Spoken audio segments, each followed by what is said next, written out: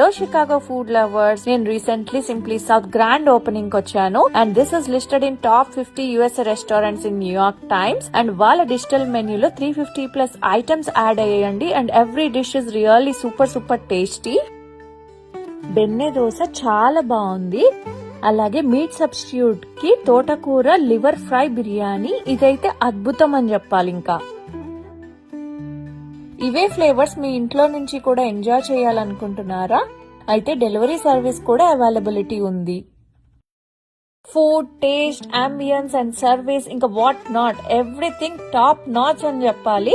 మీరు డైరెక్ట్ గా వాకిన్ అవ్వచ్చు, అలాగే టేబుల్ రిజర్వేషన్ కూడా ఆన్లైన్ లో చేసుకుని రావచ్చు.